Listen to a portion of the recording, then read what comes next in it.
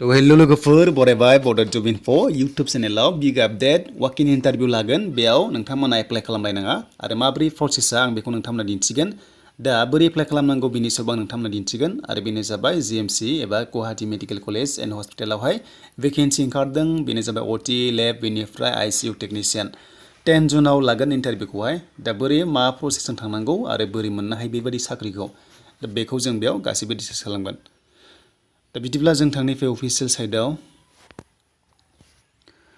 साइटआव फैबाय gmch.assam.gov.in आव बेयाव फैनाय लोगो लोगो गोबां नटिफिकेसन नायनो हायो आरो बे GMC आव गोबां बेबादिनो माखासे कन्ट्रेक्चुएल एबा माखासे पार्मानेन्ट साख्रि ओंखारबाय थायो जेराव जोङो खायसे मिथिगौ आरो खायसे मिथिया आरो जायफ्रा मिथिया थालाङो एप्लाइ खालामनो हाया थ' बेबादि चान्स मोनो आरो जेरावनोखि सर्ट प्रसेसजों नोंथांमोना साख्रिखौ मोननो हायो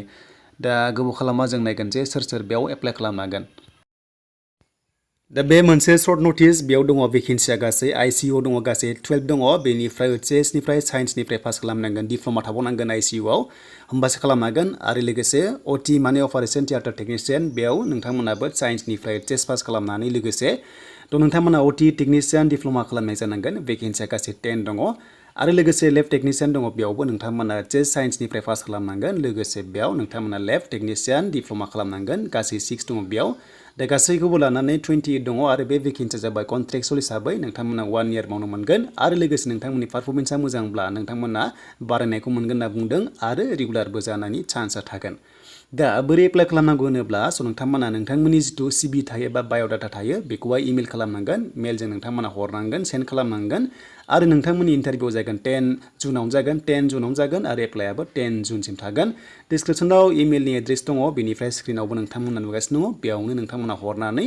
नोंथांमोना सेलेक्ट जायोब्ला सर्टलिस्ट जायोबा नोंथांमोनखौ कल खालामगोन बा नोंथांमोननि इमेल खालामगोन नोंथांमोनावहाय मोनसे नटिस फैगोन जे नोंथांमोनखौ लिंहरनाय जागोन बेनो जाबाय 10 जुनाव आरो एड्रेसखौ नोंथांमोना गासैबो नोंथांमोना फनावनो बा नोंथांमोना मेसेजाव मोननाय जागोन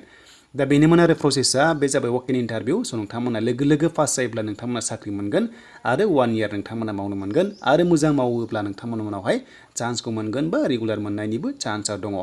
थ' बेनि सोमोन्दै लोगोफोर मोनसे सर्ट प्रसेस वाकिं इन्टारभिउ गुवाहाटी मेडिकेल कलेजनिफ्राय फैनाय आं आसा खालाम नोंथांमोना बुजिदों जानांगौ